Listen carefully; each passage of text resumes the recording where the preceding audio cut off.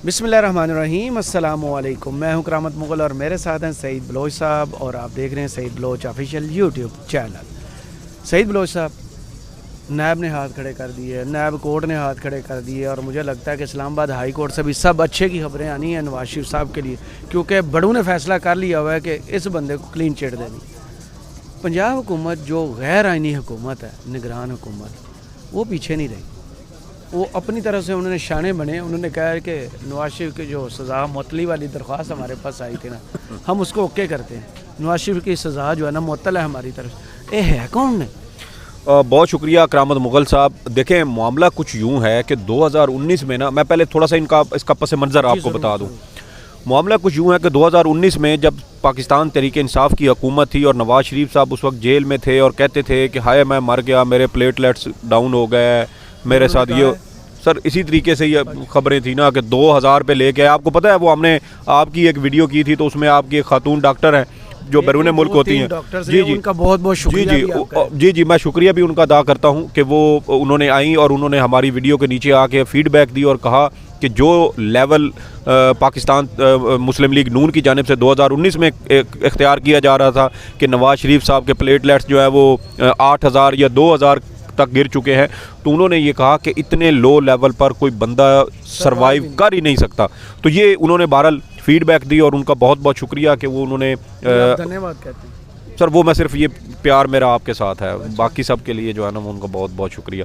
तो मामला कुछ यूँ है कि 2019 में उस वक्त भी पाकिस्तान मुस्लिम लीग नून ने बुज़दार हुकूमत जो उस वक्त पंजाब में वज़ीर आला थे, तो उनको ये अपील की थी कि नवाज शरीफ साहब की सज़ा मुअत्तल की जाए ताकि ये बाहर रवाना हो सके मेडिकल ग्राउंड पे जब इन्होंने बाहर जाना था। लेकिन उस वक्त भी उनकी वो जो समझें कि अपील थी वो उस वक्त बुज़दार हुकूमत ने रिजेक्ट कर दी थी। रिजेक्टेड का लफ्ज़ बाकायदा इस्तेमाल हुआ था कि रिजेक्ट की गई थी। बहरहाल अब मुस्लिम लीग नून की जानिब से कहा यह जा रहा है कि एक बार फिर पंजाब की निगरान हुकूमत को ये दरख्वास्त दी गई। और यहाँ मज़े की बात यह है कि पंजाब की निगरान हुकूमत ख़ुद गैर आइनी हुकूमत है, क्योंकि 90 रोज़ का वक्त था निगरान हुकूमत के पास। पंजाब में 14 जनवरी को निगरान हुकूमत जो है वो पंजाब की निगरान जो असम्बली थी वो तहलील हुई थी, जिसके बाद तकरीबन 21 या 22 को गालबन जनवरी को निगरान वज़ीर आला बने और उसके बाद बाकायदा काबीना का जो है वो ऐलान किया गया। तो एक हुकूमत जो ख़ुद गैर आइनी है, गैर आइनी इक़दामात कर रही है, वो एक मुजरिम की दरख्वास्त आती है और उस पर कहती है कि इसकी जो सज़ा है वो मुअत्तल की जाती है। यहाँ जो असल मुझे जो एक चीज़ नज़र आती है वो शायद उसके मकासद कुछ और हैं, लेकिन ये जो सज़ा मुअत्तल की गई है उस हवाले से जो पंजाब के हुकूमत है उनका ये मौक़िफ़ है कि ये ज़ाब्ता फ़ौजदारी के सेक्शन 401 के तहत नवाज शरीफ की ये सज़ा मुअत्तल की गई है। और इस सज़ा मुअत्तली के हवाले से जो वज़ीर इत्तलात हैं, निगरान वज़ीर इत्तलात पंजाब के आमिर मीर, उन्होंने भी इस बात की तस्दीक की है कि ये सज़ा मुअत्तली की जो समरी थी वो पंजाब की निगरान काबीना को सर्कुलेशन के ज़रिए ये भिजवाई गई थी और सर्कुलेशन के ज़रिए सज़ा मुअत्तली की मंजूरी ली गई है। और इसी हवाले से वज़ीर आला जो निगरान गैर आइनी निगरान वज़ीर आला पंजाब हैं मोहसिन नकवी साहब, उन्होंने भी इस बात की तस्दीक की और उन्होंने कहा कि 2019 में उस वक्त की तहरीक इंसाफ हुकूमत ने इस तरह की एक दरख्वास्त को रिजेक्ट किया था।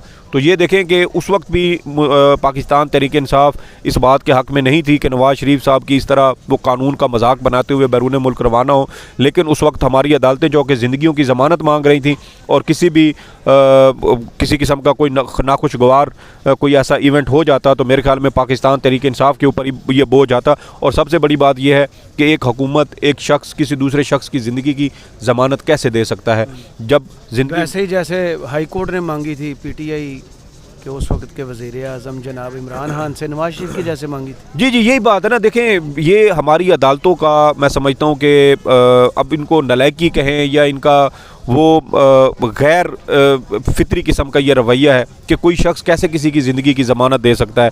लेकिन अब ज़राए ये कहते हैं कि ये जो सज़ा मुअत्तल की गई है इसके पीछे भी एक बड़ी कहानी है। अच्छा।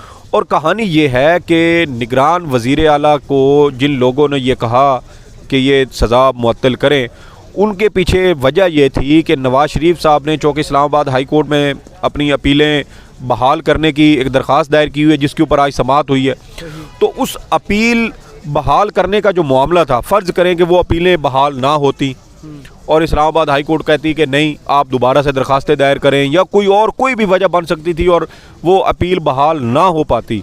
और नवाज़ शरीफ को जैसे आज इस्लामाबाद हाई कोर्ट ने 2 रोज़ का मज़ीद उनकी हिफाजती ज़मानत में तोसी की है, तो इस तरह का कोई भी ऐसा इवेंट हो जाता कि नवाज़ शरीफ का जो रिलीफ है हाई कोर्ट से वो ख़त्म हो जाता, तो फिर नवाज़ शरीफ को जेल जाना पड़ता। अच्छा, तो ये जो जेल से बचाने का सारा जेल प्लान। से बचाने का ये सारा प्लान था कि अगर नवाज़ शरीफ का हाई कोर्ट से या एहतसाब अदालत से किसी भी किस्म का कोई ऐसा मामला बनता है कि उनकी अपीलें बहाल ना हो, या उनकी हिफाजती ज़मानत में तोसी ना हो, या अदालत का रवैया ये हो कि 4 साल एक शख्स मफरूर रहा, इश्तिहारी रहा, उसने पाकिस्तान के निज़ाम अदल को, हुकूमत को धोखा दिया, जैसा कि इस्लामाबाद हाई कोर्ट माजी में कह चुकी है। सुप्रीम कोर्ट कह चुकी है। जी बिल्कुल, तो उस पर फिर नवाज़ शरीफ साहब का रिलीफ जो है ये ख़त्म भी किया जा सकता था, क्योंकि ज़मानत का इस्तेमाल अगर आप गलत तरीके से करें तो फिर ज़मानत के कुछ असूल हैं जिसके तहत वो ज़मानत दी जाती है, और वो अगर उन असूलों की आप खिलाफ वर्जी करेंगे तो फिर ज़मानत मनसूख भी हो जाती है। तो ये डर मुस्लिम लीग नून को था, और इसी डर खौफ की वजह से ये एक हिफाजती इकदाम के तौर पर ये कदम उठवाया गया और कहा गया कि ये निगरान हुकूमत ने नवाज़ शरीफ की सज़ा मुअत्तल कर दी। अब वो सज़ा हो चुकी है मुअत्तल, और सज़ा मुअत्तल होने के बाद अब वो उनके अगर अपीलें खारिज भी हो जाएं तो उनको गिरफ्तारी नहीं देना पड़ेगी, और फिर वो इस्लामाबाद हाई कोर्ट में दोबारा से दरखास्तें भी दायर कर सकते हैं। इतना बड़ा प्लान करते हैं सर, यार, ये हम लोग हैं जो ऐसे हमें तो नहीं सिसिलियन माफिया लिखा गया। बिल्कुल इसी वजह से है कि ये चीज़ों को ब्यूरो, अब देखें ना कि एक मुजरिम 21 अक्टूबर को लाहौर पहुंचा है, और CCPO लाहौर, जो लाहौर पुलिस चीफ है, वो एक मुजरिम को सल्यूट मार रहा है। तो इदारों के अंदर इसी तरह से बंदे बिठाए जाते हैं, फिर उनके ऊपर नवाज़शात भी की जाती हैं। आप ये मुझे बताएं, ये जो इस्लामाबाद के IG हैं, इनके साथ क्या होने वाला था जब ये इस्लामाबाद लाहौर में थे, और इनके खिलाफ सेफ सिटी प्रोजेक्ट में इनके खिलाफ क्या रिपोर्ट आई थी, और वहाँ से क्या हुआ कि नून लीग ने इस बंदे को वहाँ से निकलवाया, उठाया, और यहाँ पे आके इसको IG इस्लामाबाद लगा दिया। और वो बंदा जो गालबन उस वक्त सेफ सिटी के जो इंक्वायरी वगैरह चल रही थी, जो डायरेक्टर था सेफ सिटी प्रोजेक्ट का, उसकी ज़िंदगी उसकी जो मौत है वो मशकूक हालात में हो गई, तो उसकी आज तक तहकीकात नहीं हो सकी। तो बहुत सारी ऐसी चीज़ें, बहुत सारे ऐसे अवामिल हैं जो ये सारे चीज़ें मिलते हैं। मफाद प्रस्त सब लोग मिलते हैं, एक दूसरे का ख्याल करते हैं, एक दूसरे को हिस्सा देते हैं, और उसके बाद ये सारा नेटवर्क चलता है, यानी 2 नंबरी 1 नंबर से की जाती है। तो ये एक प्लान था मुस्लिम लीग नून का कि नवाज़ शरीफ की अगर हाई कोर्ट से या एहतसाब अदालत से उनके साथ किसी किस्म का ये उन्होंने बैकअप प्लान के तौर पर ये चीज़ रखी हुई थी, और इसी वजह से आप ये देखें कि ये सज़ा मुअत्तल करनी थी तो 2 दिन बाद कर देते, 2 दिन पहले कर लेते। ये हिफाजती इक़दाम उस वक्त किया गया जब नवाज़ शरीफ साहब ने आज एहतसाब अदालत में या इस्लामाबाद हाई कोर्ट में पेश होना था। डर खौफ यही था कि अगर अदालतों ने किसी किस्म की कोई सख्ती दिखाई तो नवाज़ शरीफ साहब को कहीं जेल ना जाना पड़ जाए, और उस जेल से बचाने के लिए ही नवाज़ शरीफ साहब को